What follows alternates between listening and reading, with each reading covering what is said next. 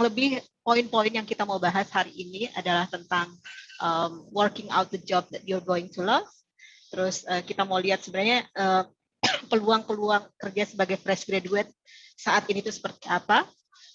Terus apa aja sih yang dicari sama perusahaan-perusahaan tersebut. Dan gimana sih cara men-showcase di CV, apa saja yang dicari oleh perusahaan, bagaimana caranya mensortir sekian banyak lowongan pekerjaan dan menyesuaikan yang mana yang sesuai sama skill kita. Kemudian paradigma untuk berpikir thinking outside of the box. Dalam hal ini yang kita maksud dengan thinking outside of the box adalah opsi karir yang ada di luar dari di luar dari apa yang kita pelajari di kampus misalnya. Jadi kurang lebih materi-materi yang akan kita bawakan hari ini adalah seperti itu.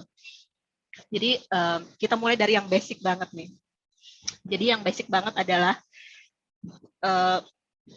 dalam memutuskan kita mau memulai karir seperti apa, biasanya sih pertimbangan-pertimbangan itu adalah gaji misalnya, what pays well, skills, what you're good at, sama what you love, sesuatu yang kita passionate ke situ. Jadi ketiga hal ini biasanya jadi pertimbangan orang ketika adik-adik mahasiswa ataupun mereka yang masih adik-adik yang masih kuliah untuk memulai karirnya.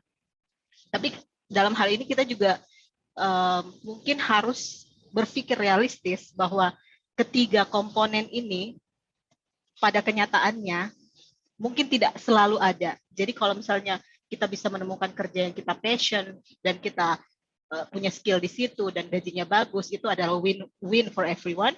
Tapi untuk realitanya kadang-kadang kita harus juga menyadari bahwa kalau misalnya hanya dua faktor ini aja yang kita dapat di kerjaan kita, gajinya bagus, skill kita sesuai, bisa jadi secara finansial oke, tapi mungkin agak merasa bosan dalam mengerjakan pekerjaannya di kantor tersebut. Dan misalnya kalau skillnya sesuai, passion sesuai, tapi mungkin gajinya nggak sesuai, secara personal kita akan happy, tapi secara finansial kita akan sedikit struggling di situ. Terus yang ini sih yang mungkin agak-agak susah ya mendapatkannya, yaitu kerjaan yang secara gajinya bagus dan itu sesuai dengan passion kita. Jadi nggak ada yang, kita nggak mau bilang bahwa ini mengikuti passion itu lebih baik daripada gaji misalnya. Itu semua balik lagi ke konsekuensi dari pribadi masing-masing. Asal tahu aja bahwa realita di dunia kerja itu tidak selalu seperti yang misalnya selalu kita idam-idamkan, tapi kita tetap realistis dan kita tetap bisa mencapai fokus ke apa yang kita mau capai. Jadi di sini kita ambil beberapa poin dari principlesU.com, nanti bisa main-main ke websitenya juga. Dia punya namanya online personality assessment, yang di sini kita bisa ngecek kita ini tipe orang seperti apa sih. Apakah kita tipe orang yang senang misalnya pekerjaan yang kita udah tahu mau ngapain, atau kita tipe orang yang senang untuk selalu di-challenge. Apakah kita tipe orang yang senang untuk selalu di-manage sama manajer kita, atau kita tipe orang yang bisa untuk bekerja sendiri. Apakah kita tipe yang senang kerja di kantor, atau senang yang kerja dari rumah, atau kerja dari remote dari tempat mana saja misalnya. Jadi ada beberapa kriteria di sini self-awareness yang bisa dibalikin lagi ke diri masing-masing. Sebenarnya kita cocoknya itu di mana, terus nanti bisa jadi pertimbangan kita waktu kita mencari perusahaan, melamar pekerjaan di perusahaan tersebut. Lakukan research terlebih dahulu. Oh, di perusahaan ini dia tipe yang selalu challenge. Oh, berarti ini cocok sama saya. Atau oh, saya tipe kalau orang yang senang kerja sendiri, misalnya lone wolf gitu. Berarti kerja di perusahaan A misalnya lebih cocok untuk saya. Jadi awareness akan hal-hal tersebut sebelum memulai karir sebenarnya bisa dimulai nggak harus setelah kita lulus atau di tahun terakhir kuliah, tapi semenjak dari awal-awal jadi mahasiswa juga sudah mulai membangun awareness tentang diri sendiri seperti itu. Ini adalah, kita bilangnya sih scary charts, tapi bukan untuk menakut-nakutin. Jadi ini data yang kita dapat dari Kemendikbud, websitenya, bahwa saat ini presentasi jumlah lulusan sarjana di Indonesia itu semakin meningkat tajam, apalagi terutama sejak tahun 2000-an ke atas. Jadi data terakhir sih yang kita lihat, lulusan di Indonesia itu sekitar 2,5 jutaan, hampir 3 juta, kurang lebih 2,3 atau 2,5 juta lulusan sarjana di tahun 2020. Jadi apa artinya ini? Artinya bahwa banyak sekali sarjana di luar sana dan persaingan juga semakin ketat. Jadi apa yang membuat kita stand out di antara sekian juta sarjana yang ada di luar sana? Di sini juga ada, ini dari US datanya, kebetulan kita agak susah nyari data Indonesianya, tapi kayaknya cukup relevan juga untuk kita kaitkan. Jadi di Australia, di US itu data mereka yang dapat grade A, jadi IPK-nya bagus, itu dari tahun ke tahun juga semakin meningkat. Jadi semakin banyak orang yang dapat nilai bagus untuk akhir kuliahnya. Jadi artinya bahwa jumlah sarjananya banyak, mereka yang dapat nilai bagus juga banyak. Berarti bahwa dari rekrutmen atau dari company harus ada, mereka punya kriteria sendiri di luar hal ini untuk menentukan yang mana aja sih yang stand out di antara sekian juta orang yang melamar kerjaan di perusahaan tersebut. Untuk yang bagian ini saya akan lempar ke Mas Leon nih sebagai pakar rekrutmen. Oke, thank you. Thank you Mbak Ura. Mungkin bisa dibuka sampai bawah kali ya. Ya. Sip. Nah, boleh dulu. Oke. Nah, untuk ini adalah sebetulnya informasi atau data terkait dengan apa yang ingin dicari oleh employers, atau employers itu sebetulnya sebutan untuk perusahaan gitu. Perusahaan ataupun recruiter. Apa yang dicari oleh employers dari kita sebagai kandidat gitu. Nah, ini adalah survei yang dilakukan oleh AAGE di tahun 2021 terhadap sejumlah employer gitu. Sebetulnya apa sih yang kalian cari gitu dari kandidat-kandidat. Nah, kalau teman-teman bisa lihat, mulai dari yang communication skill sampai resilience, itu adalah persentase terbesar yang dicari. Jadi apa sih sebetulnya communication skill, teamwork, interpersonal skill, resilience itu apa sih gitu. Itu bisa saya masukin nggak sih di CV? Kalau aku boleh kasih saran adalah itu nice to have untuk dimasukkan ke dalam CV gitu. Nah, kemungkinan besar atau apa yang akan dilakukan oleh employers untuk ngecek ini adalah pertama mereka akan melihat pengalaman organisasi atau pengalaman kerja dari teman-teman. Mereka akan baca CV-nya. Nanti di slide berikutnya nanti akan ada itu informasinya bagaimana cara kita tampilkan hal tersebut. Kalau teman-teman bisa lihat, mereka sangat mencari communication skill sekitar 87%. Yang mereka anggap itu sebagai assess and very important. Assess itu maksudnya adalah yang akan mereka ukur dari si kandidatnya. Berikutnya adalah teamwork. Teamwork di sini adalah ingin dilihat nantinya.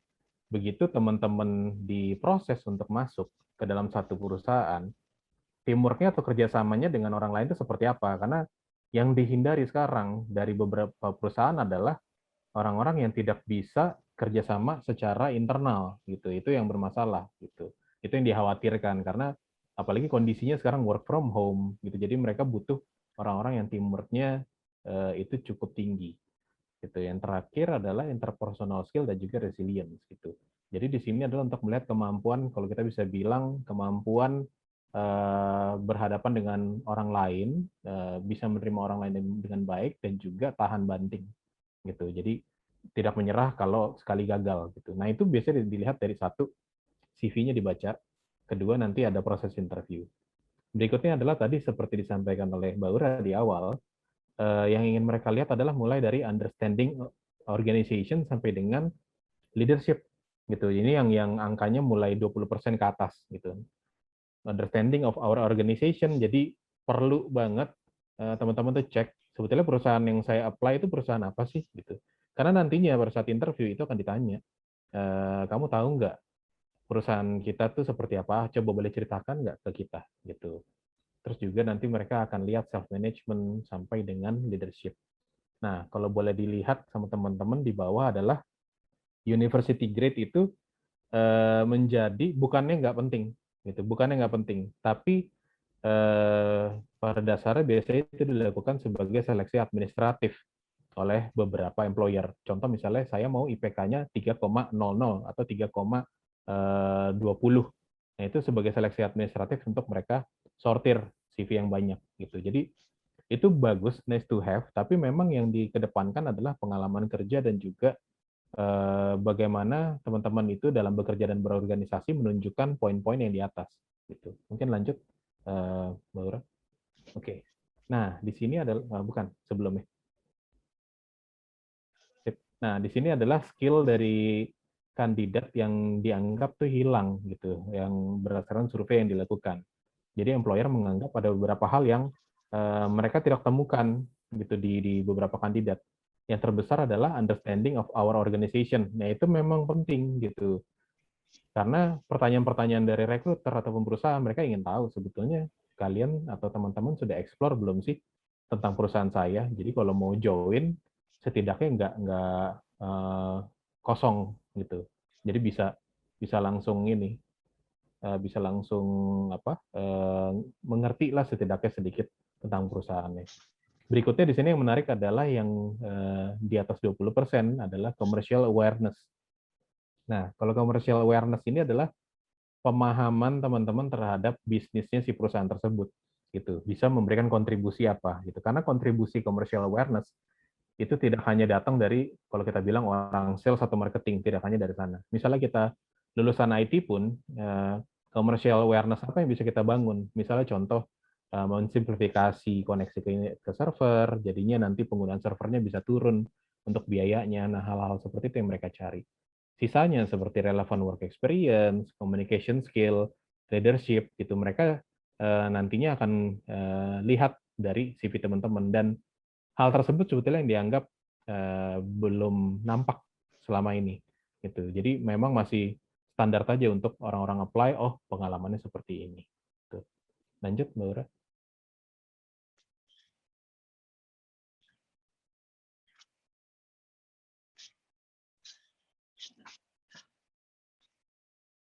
Ya, terus. Nah, ini adalah cara bagaimana kita bisa merangkai kata-kata di dalam CV untuk menggambarkan hal-hal yang di sebelah kiri. Gitu. Jadi kalau teman-teman lihat ada communication skill, teamwork, self-management, sampai dengan commercial awareness, itu kan sebetulnya kalau bisa dibilang sebutannya adalah soft skill. Gitu. Bagaimana nunjukinnya? Gitu. Gimana saya bisa bilang di CV saya kalau saya tuh communication skill sama teamworknya oke. Teman-teman bisa cek adalah yang di bagian tengah ini. How can you demonstrate these skills? Pertama, take on leadership role within college. Jadi kalau ada event-event yang diadakan di kampus ataupun di organisasi yang teman-teman ikutin, cobalah teman-teman itu aktif berpartisipasi, baik itu sebagai anggota komitenya ataupun berpartisipasi sebagai pemimpinnya di situ. Jadi di situ akan membantu rekruter untuk melihat teamwork dan juga leadership-nya seperti apa. Berikutnya ada poin seperti casual work, temporary gigs dan freelance itu pekerjaan freelance yang jangka waktunya pendek. Nah, itu bisa teman-teman coba ambil kesempatan seperti itu. Karena kalau itu dimasukkan ke dalam CV, itu bisa menjadi nilai plus juga. Oh, orang ini udah tahu cara bekerja seperti apa, cara berhadapan dengan orang lain itu seperti apa. Terus contoh-contoh lainnya seperti take on roles in sporting organization dan teams. Misalnya contoh, sekarang mungkin yang lagi booming banget e-sport kali ya. Gitu. Nah, kalau teman-teman pernah tergabung dalam e-sport, itu juga bisa diinformasikan di situ. Tapi memang di sini beberapa hal yang ingin dilihat adalah bagaimana teman-teman itu mempunyai pengalaman dari apa yang teman-teman lakukan. Nah, sangat disayangkan kalau nggak ada isinya tuh, jadi kurang-kurang informasi. Nah, baiknya memang kalau teman-teman ikut organisasi, kasih tahu achievement-nya itu seperti apa dan segala macamnya. Lanjut, Mbak Ura. Ya. Nah, di bagian paling kanan adalah informasi sebenarnya yang disampaikan apa yang harus dimasukkan di dalam CV. Jadi contohnya adalah text on responsibility and show initiative. Jadi itu bisa dirangkai kata-katanya. Misalnya saya ikut Karang Taruna gitu. Ini contoh misalnya. Di Karang Taruna itu kamu ngelakuin apa? Gitu. Dan apa achievement yang udah kamu dapatkan dari situ. Terus interesting person with depth of character. Jelaskan gitu kamu di situ kerja seperti apa gitu. Kamu harus bisa merangkai informasi-informasi tersebut secara simpel di dalam CV. Yang berikutnya adalah Passes the Airport Test. Nah, ini yang biasa dilakukan oleh interviewer gitu. Jadi rekruter-rekruter itu terkadang mereka melakukan Passes the Airport Test. Jadi mereka ajak ngobrol teman-teman secara casual. Kenapa? Karena mereka ingin tahu gitu, kalau saya rekrut orang ini, apakah saya akan nyaman dengan orang ini. Jadi Passes the Airport Test itu adalah contohnya kejadiannya adalah orang ini ada 2 orang yang mereka mendapatkan delay penerbangan gitu. Nah, ini adalah proses untuk ngetes apakah orang ini sanggup nunggu pesawat delay itu selama beberapa jam. Jadi apakah komunikasi itu akan terjalin, apakah nantinya orang ini akan nyaman ngobrol bareng. Nah, itu yang biasa dilakukan oleh teman-teman recruiter. Jadi biasa disebut Passes the Airport Test. Jadi kalau teman-teman mau lihat itu bisa googling. Apa sih sebenarnya airport test itu? Gitu. Lanjut, Mbak Ira. Nah, ini adalah contoh salah satu CV gitu. Kita ambil contoh salah satu CV. Dia di sini kita cukup memberikan informasi yang sebenarnya bisa cepat dibaca oleh teman-teman rekruter atau perusahaan. Pertama adalah nama, cukup clear. Biasanya di beberapa negara tuh memang tidak masukkan foto. Foto kadang nggak mandatori. Tapi kejadiannya memang kalau di Indonesia foto itu masih diperlukan gitu. Jadi kalau aku tetap sarankan teman-teman tetap masukkan foto. Di bawahnya adalah alamat, nomor telepon, dan juga personal email yang bisa dikontak. Saran saya teman-teman sudah mulai membuat email yang cukup profesional gitu. Jadi misalnya dari nama teman-teman itu dipakai gitu. Jadi supaya nanti kadang buat di recruiter itu jadi bahan lucu-lucuan gitu untuk melihat alamat email yang aneh gitu. Berikutnya summary gitu. Kalau dilihat di summary, teman-teman tuh bisa masukkan summary-nya yang cukup ringkas terkait dengan pengalaman teman-teman dan specialty teman-teman tuh apa. Nah, apabila dilihat di sini di CV ini kok 10% education, 90% other skill and experience. Nah, aku bisa bilang orang yang punya pengalaman kerja cukup banyak, gitu, pengalaman magang, freelance, dan lain-lain, itu bisa mengalahkan orang-orang yang edukasinya, misalnya contoh IPK-nya itu 3,9, gitu, atau 3,5, itu bisa terjadi. Gitu. Misalnya contoh dia nggak masuk program MT, jadi apply ke perusahaan, tapi begitu dilihat pengalaman kerjanya udah banyak dan related dengan apa yang dibuka. Yang akan dilihat adalah si pengalaman kerja ini. Jadi kurang lebih 90% yang berkontribusi itu pengalaman kerja. Edukasi itu akan dilihat sebagai untuk mensortir teman-teman gitu. Jadi sebagai asumsi adalah kalau teman-teman yang IPK di atas 3, kemampuan analisa teman-teman dianggapnya sudah bisa cepat gitu. Jadi bekerja dikasih informasi baru itu bisa cepat gitu. Jadi itu diambil asumsi. Tapi memang di beberapa perusahaan mereka akan melakukan tes lagi seperti psikotes gitu. Nah, itu kenapa kita encourage teman-teman untuk mengambil freelance ataupun juga mengambil internship karena untuk masukin nih si other skill and experience ya gitu. Nanti untuk detail yang lebih dalamnya sih aku bisa jelaskan di slide di belakang gitu. Berikutnya sih aku serahkan ke Mbak Ura untuk penjelasan selanjutnya. Silakan Mbak Ura. Mas Leon. Jadi kalau kita ngomongin timeline di sini, biasanya banyak mahasiswa yang mulai mencari kerja itu setelah mereka lulus. Padahal kalau misalnya kita breakdown dari awal di sini, tahun pertama dan tahun kedua kita kuliah itu masa-masa yang penting banget kita untuk membangun CV kita di situ. Karena di tahun pertama dan tahun kedua ini kita bisa mulai fokus untuk ikut klub di kampus, aktif di kegiatan-kegiatan kampus, misalnya mengembangkan hobi dan interest kita, terus mungkin mau ambil pertukaran pelajar dengan kampus lain di luar negeri dan lain sebagainya. Itu sebenarnya bisa dilakukan mulai dari tahun pertama sampai tahun kedua di kampus. Kemudian di tahun ketiga, awal tahun ketiga ini karena kita sudah punya beberapa pengalaman di sini, itu bisa mulai build untuk strong CV itu di tahun ketiga. Karena pada pertengahan menuju ke akhir tahun ketiga dari kuliah, itu kita udah bisa start untuk apply ke internship. Banyak sekali perusahaan-perusahaan, misalnya Shopee atau Tokopedia kalau nggak salah, e-commerce besar di Indonesia yang mereka encourage mahasiswa mulai dari semester 3 untuk apply sebagai intern di sana. Kemudian sebenarnya ada beberapa perusahaan yang nggak harus nunggu punya ijazah misalnya untuk apply sebagai fresh graduate selama udah punya surat bahwa udah lulus gitu dari kampus tersebut, dan misalnya di tahun keempat udah bisa mulai apply untuk fresh graduate atau management trainee untuk perusahaan-perusahaan. Jadi the early you start, the better will be. So intinya seperti itu. Nah, di sini aku mau jelasin gimana sih biasanya fresh graduate itu dapat pekerjaan. Jadi dari data yang kita himpun dari GrabStats ini, sekitar 46% orang itu dapat pekerjaan melalui networking, kemudian 29% lewat job advertisement, 12% lewat Universitas Career Service, mungkin yang seperti DPKKA, websitenya DPKKA Unair, kemudian 13% itu adalah dapatnya dari berbagai macam sumber yang lain. Nah, kalau misalnya kita ngomongin networking, gimana sih caranya kita networking biar kita bisa dapat info-info dari perusahaan gitu kan?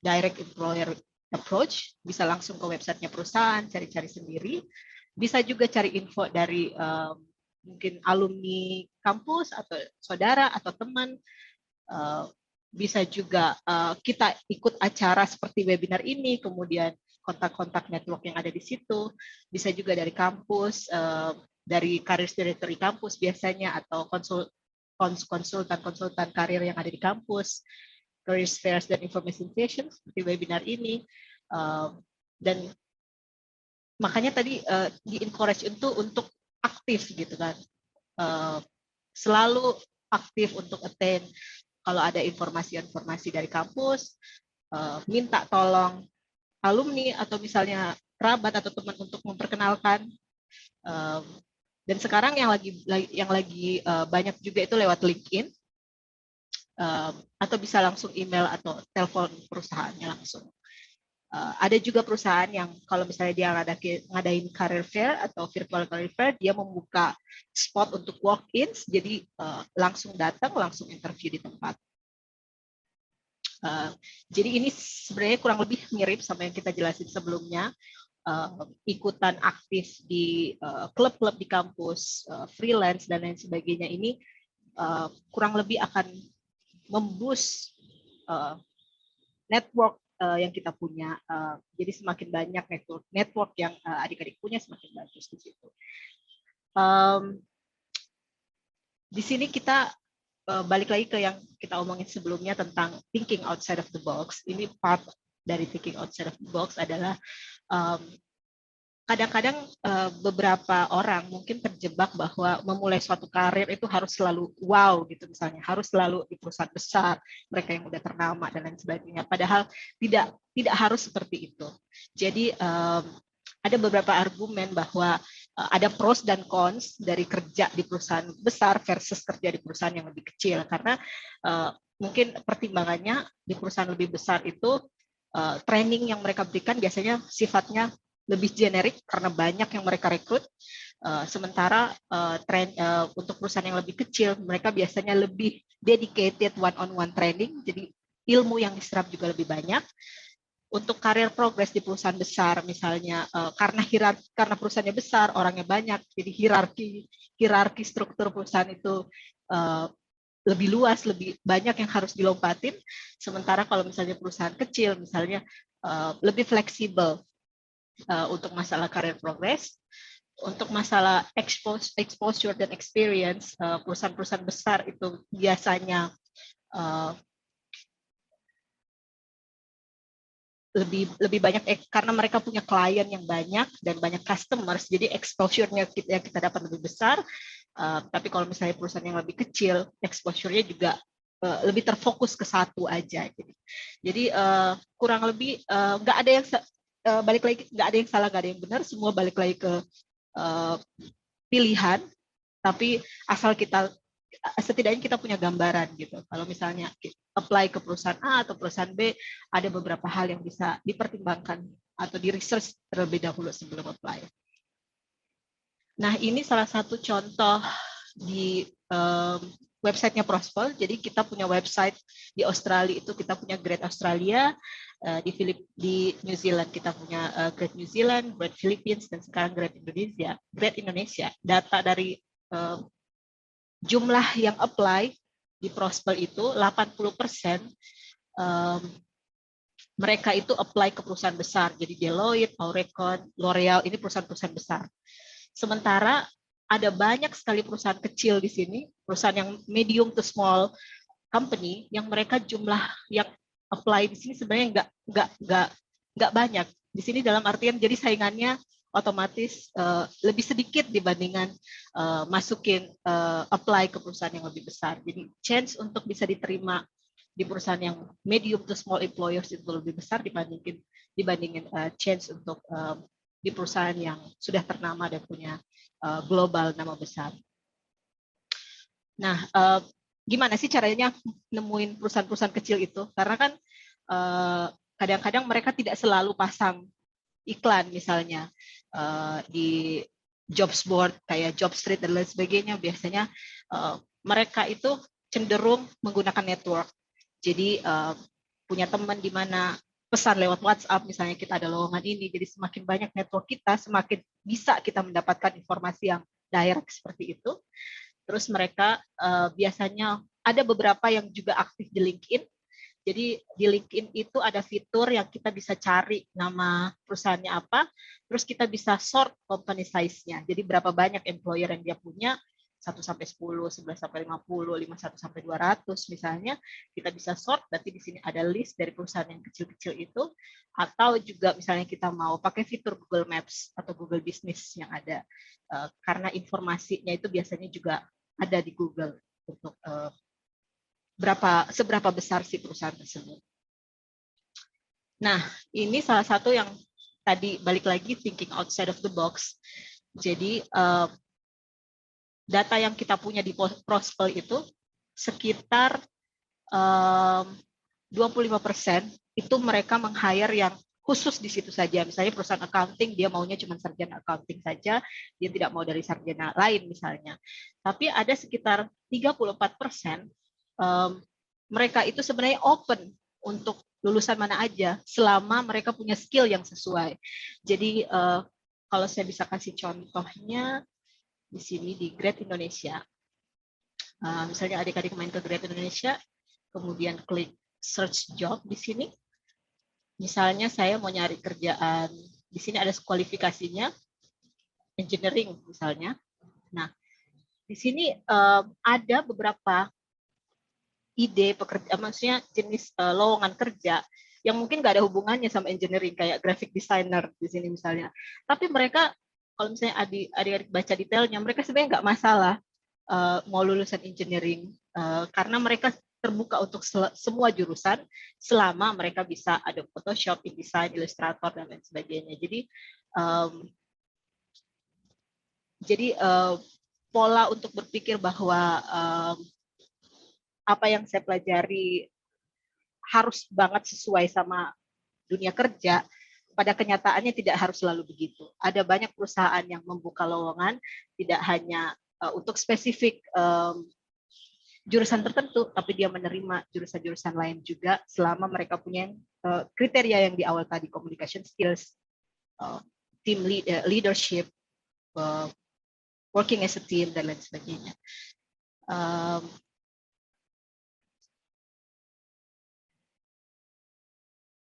Nah, ini kayaknya balik lagi ke Mas Leon. Ya. Oke, thank you Mbak Ura tadi penjelasannya. Nah, ini adalah aku mau share ke teman-teman juga gitu. Jadi pandemi itu yang terjadi sekarang dari 2020 sampai 2021 mempengaruhi rekrutmen juga.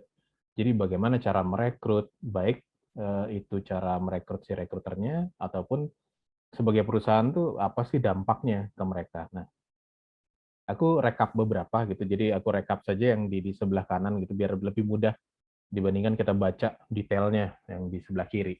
Perusahaan besar gitu dulu sebelum pandemi itu sangat keteteran mencari talent. Jadi itu faktanya. Jadi cari talent yang bagus tuh mereka keteteran. Kenapa? Karena talent-talent tersebut biasanya lebih memilih startup. gitu. Startup kan banyak ya sekarang, ada Gojek, ada Grab, terus yang kecil-kecil juga startup juga banyak gitu. Nah, kebanyakan tuh talent tuh milihnya lebih ke sana. Perusahaan besar sulit mencarinya. Tapi sekarang gitu, dengan adanya pandemi, perusahaan besar tuh lebih pede untuk mereka mencari talent. Kenapa? Karena saingan dari startup-nya tuh nggak terlalu banyak sekarang. Dan banyak, mereka merasa banyak kandidat sekarang lebih mencari perusahaan yang bisa memberikan job security gitu. Itu kembali lagi ke teman-teman. Apakah teman-teman mencari job security atau mencari apanya dari sebuah pekerjaan? Seperti yang Mbak Ura sampaikan tadi di awal. Apa sih yang dicari? Gaji kah atau apakah atau apakah? Nah, itu memang harus dilihat ke diri sendiri. Apa yang kita cari sekarang ini. Berikutnya adalah kompetensi belum. Sebelumnya, Bara, ya.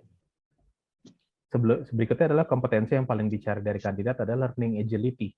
Gitu. Learning agility itu adalah kompetensi untuk teman-teman itu untuk dilihat seberapa besar kemauannya belajar dari pengalaman-pengalaman yang sudah mereka jalankan selama ini. Pengalaman gagal itu mereka bagaimana memperbaikinya. Pengalaman berhasil bagaimana mereka mengambil poin-poin dari situ dan bisa mengulanginya. Berikut adalah pelamar kerja semakin banyak gitu. Jadi bukan hanya teman-teman yang lulus di 2020 dan 2021 saja yang mencari kerja. Kenyataannya ironis ya, sekarang itu banyak pengangguran gitu, banyak talent-talent sebetulnya yang nganggur gitu. Dan mereka juga mencari kerja. Jadi persaingan itu semakin ketat gitu. Tapi di sini rekruter tuh banyak menggunakan data. Mereka akan mengedepankan data. Jadi pengalaman kerja segala macam itu juga akan mereka lihat. Dan juga ada beberapa yang sudah menggunakan artificial intelligence di dalam proses rekrutmennya. Sesimpel mereka menggunakan namanya applicant tracking system untuk membantu mensortir si administrasi tersebut di awal. Nah, yang paling common dilakukan sekarang adalah rekruter itu udah adopsi proses video recruiting gitu. Seperti contohnya aku punya pengalaman adalah aku mau ngerekrut orang-orang yang ada di Surabaya gitu. Sedangkan aku ada di Jakarta gitu. Jadi sesimpel kita melakukan video recruiting dengan mereka. Kita interview segala macam, CV kita sortir, kita undang untuk melakukan sesimpel Zoom meeting ataupun Google Meet meeting. Gitu, untuk kita lihat interview dengan mereka. Kita minta open kamera, kita lihat gesturnya, kita lihat cara berpakaiannya, kita lihat penjelasannya segala macam. Ya, itu terjadi sekarang. Jadi jarak tuh udah bukan lagi menjadi masalah gitu. Lanjut, Mbak Ura.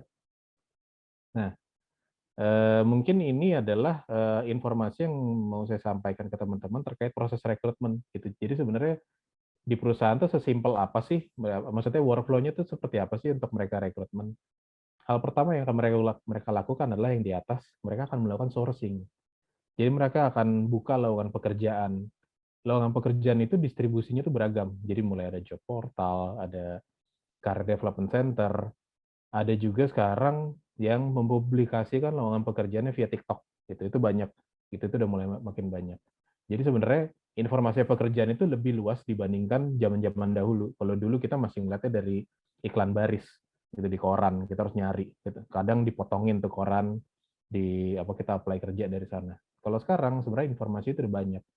Aku encourage teman-teman tuh bikin LinkedIn profile juga karena di sana banyak banget lowongan pekerjaan yang dibuka gitu, ataupun bisa lihat-lihat juga di Grad Indonesia. Berikutnya ada proses filtering.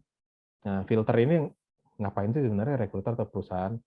Mereka memfilter kandidat-kandidat yang nggak relevan. Nanti aku sampaikan di slide berikutnya. Apa sih yang difilter dari si CV-CV tersebut? Gitu. Jadi hanya relevan applicant atau kandidat yang relevan yang diproses ke tahap berikutnya. Tahap berikutnya adalah processing. Mulai dari interview, terus ada yang namanya online assessment, ada yang namanya video interview.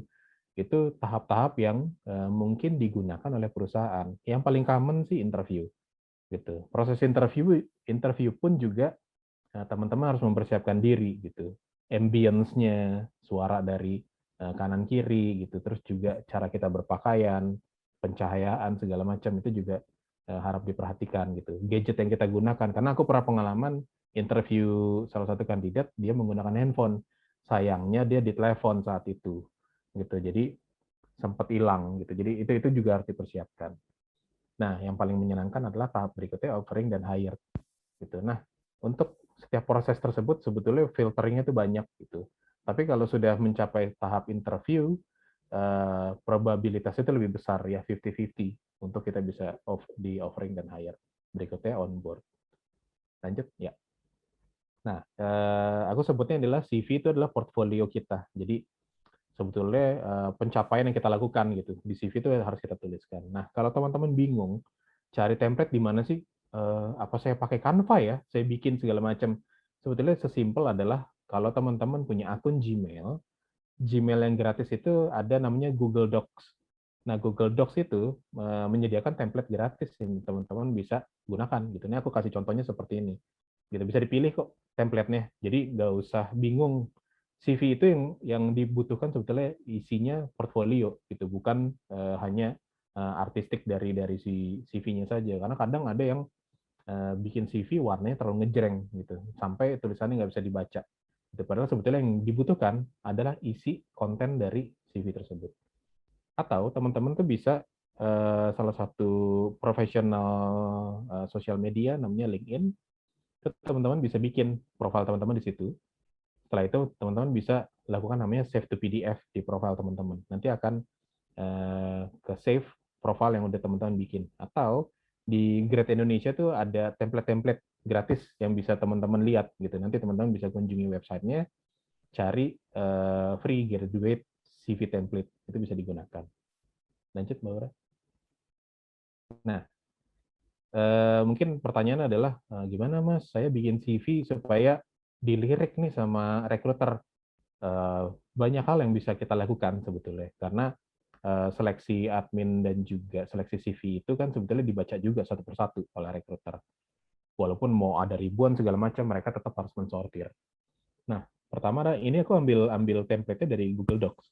Gitu. Pertama adalah teman-teman bisa taruh di paling atas nama teman-teman, nama lengkap dan nama panggilan. Gitu. Kenapa nama panggilan? Biar nantinya ngobrolnya bisa akrab dengan para rekruter gitu. Biasanya rekruter juga akan melihat, oh nama panggilannya ini gitu. Selain nama, teman-teman itu bisa taruh foto. Gitu. Foto teman-teman bisa taruh. Nah, di bawah nama, aku sarankan tuh detail untuk alamat, terus nomor telepon, dan juga alamat email. Tujuannya untuk bisa mengkontak teman-teman kalau nantinya akan diproses lebih lanjut. Harap dicatat, kadang ada beberapa kandidat yang menaruh nomor telepon itu, ternyata nomor teleponnya udah nggak aktif. Atau alamat email, emailnya nggak pernah dibuka. Gitu. Jadi gimana cara kita mau kontak gitu. Jadi itu juga harap dicatat. Email yang teman-teman aktif untuk melihat, nomor telepon yang aktif teman-teman gunakan.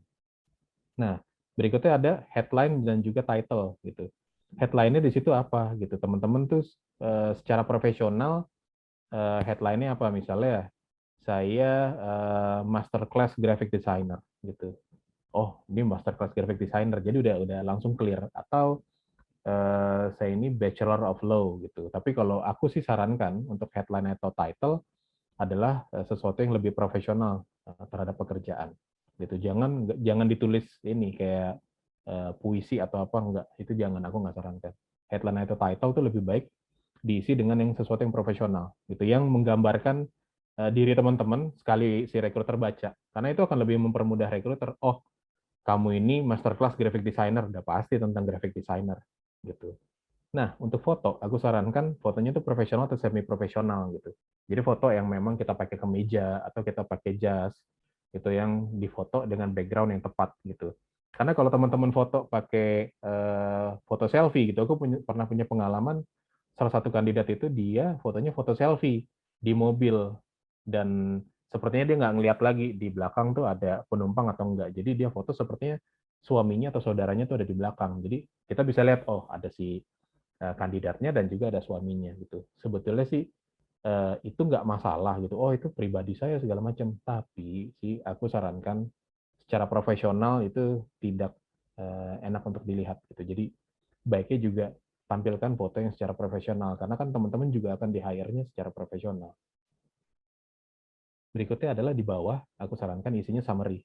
Jadi summary dari pekerjaan teman-teman yang pernah teman-teman jalankan. Kalau belum pernah bekerja, summary dari freelance ataupun internship yang teman-teman jalankan. Belum pernah freelance atau internship, summary dari pengalaman organisasi dari teman-teman. Teman-teman itu melakukan apa di sana. Berikutnya teman-teman bisa masukkan skill. Skillnya itu aku sarankan yang lebih ke hard skill. Hard skill itu apa sih? Misalnya fasih menggunakan Microsoft Office. Fasih menggunakan misalnya bisa edit-edit di Canva. Nah, kalau tulis seperti semacam saya itu teamwork, saya itu leadership, saya itu misalnya interpersonal skill-nya bagus. Itu nggak bisa kita tuliskan karena itu memang harus dicek dari pengalaman. Jadi nggak bisa kita sebut, oh interpersonal skill saya bagus. Gimana rekruter mau ngecek? Gitu. Kadang itu nggak terlalu dilihat oleh teman-teman rekruter. Gitu. Itu baiknya nanti diisi di dalam pengalaman kerja. Lanjut, Mbak Ura.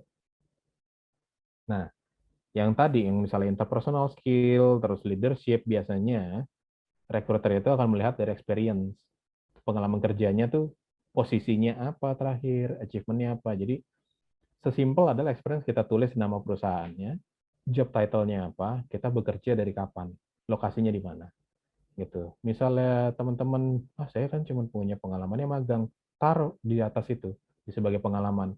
Magang itu walaupun hanya 3 bulan, kalau teman-teman rekruter itu lagi nyari kandidat, walaupun mereka bilang itu fresh graduate, percaya sama saya, yang pernah magang itu dilihat duluan sama teman-teman rekruter dibandingkan yang fresh graduate nggak punya pengalaman. Gitu. Mereka akan lihat terlebih dulu, oh ini pernah magang. Setidaknya mereka pernah punya pengalaman kerja sama orang lain. Gitu. Kalau hanya punya pengalaman organisasi nggak apa-apa, masukkan. Gitu. Karena itu juga akan dilihat dibandingkan kosong sama sekali. Experience itu ditulis semua experience pekerjaan yang secara profesional pernah dijalankan oleh teman-teman. Detailnya seperti apa, dituliskan. Tanggung jawab pekerjaan teman-teman itu saat di posisi tersebut tuh seperti apa. Tuliskan juga achievement-nya. Gitu. Misalnya, dalam role saya mengurangi 50% dari penggunaan kertas. Gitu. Karena saya sebagai general affair. Gitu. Saya membantu sistemnya supaya tidak menggunakan kertas lebih banyak lagi. Gitu. Yang biasanya menggunakan kertas 1000 lembar, dengan saya masuk situ di role GA saya bisa mengurangi menjadi 500 lembar gitu. Bikin yang lebih simple untuk kata-katanya. Berikutnya adalah pendidikan. Edukasi itu dituliskan yang paling terakhir terlebih dahulu gitu. Misalnya teman-teman S1, tuliskan S1-nya apa, jurusannya apa, terus juga GPA-nya berapa, IPK-nya berapa gitu. Misalnya masih kuliah, tulis juga masih kuliah gitu, atau on progress atau ongoing. Tulis IPK terakhir yang teman-teman dapatkan.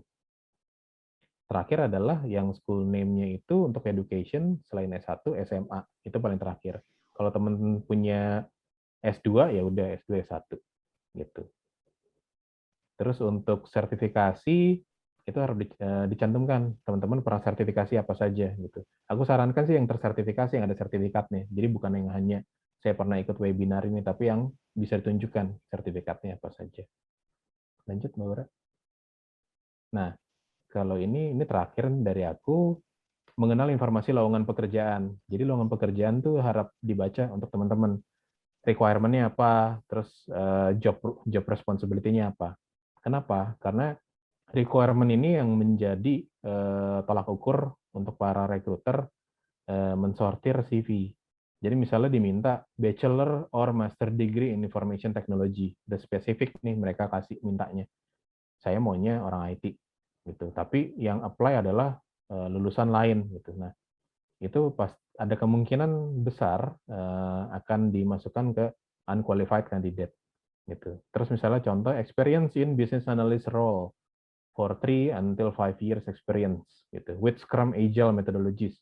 Nah, itu kan sebagai salah satu syaratnya mereka. Nah, itu akan kalau tidak ada pengalaman seperti itu akan dimasukin ke unqualified. Nah, sebagai catatan, informasi yang ada dalam CV kita itu harus bisa menjawab requirement tersebut gitu. Jadi apabila tidak relevan, aku sarankan tidak perlu apply. Gitu. Jadi jangan ya tidak perlu lagi kita bilang kayak, oh, gue apply kemana-mana udah ratusan kali, ternyata saya nggak diterima-terima nih gitu. Mungkin itu karena apa yang kita apply adalah nggak sesuai dengan background kita.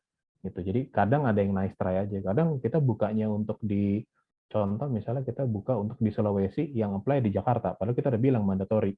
Oh, ini untuk yang KTP atau domisilinya di Sulawesi. Gitu. Tapi tetap aja yang Jakarta apply. Ya itu sih udah pasti akan di unqualified kandidat gitu. Kurang lebih seperti itu. Lanjut, Mbak Ura. Nah, ini terakhir, apa sih yang bisa kita lakukan gitu dengan segera sekarang ini. Jadi kalau untuk teman-teman yang masih kuliah gitu, next step-nya kita bisa pikirkan gitu, karir apa yang kita mau jalankan gitu.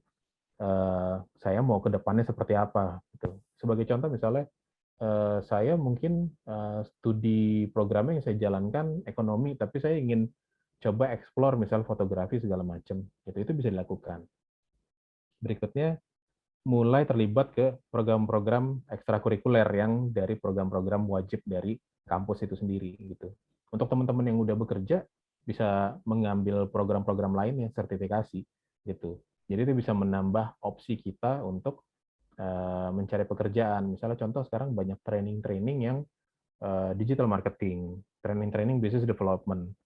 Walaupun teman-teman mungkin sekarang saat ini adalah misalnya lulusan IT, bisa mempelajari hal tersebut gitu. Jadi menambah atau mengequip dirinya sendiri untuk lebih dilirik oleh recruiter. Mulai draft CV-nya, ada graduate CV writing itu nanti ada linknya di Grade Indonesia. CV template-nya juga available, ini bisa diklik. Terus mulai bikin LinkedIn profile gitu. Jadi jangan malu karena LinkedIn profile ini tempat bersosialisasi juga. Teman-teman mulai bikin di situ, datang ke workshop atau webinar juga seperti yang diadakan oleh Unair seperti ini. Itu bagus untuk kita equip diri kita sendiri. Mulai apply ke program-program internship. Jadi kalau tadi Mbak Ura sampaikan Shopee segala macam, aku lihat tuh sekarang udah mulai banyak gitu internship. Jadi bukan hanya dari perusahaan besar saja. Perusahaan-perusahaan startup itu juga memberikan internship. Bahkan waktu dulu aku kerja di salah satu startup, kita buka program internship sebulan sampai 3 bulan. Dan terakhir tuh kita kasih certificate untuk mereka. Gitu, bahwa mereka sudah lulus internship, achievement-nya apa saja. Gitu. Jadi itu untuk membantu CV-nya menjadi lebih baik ke depannya.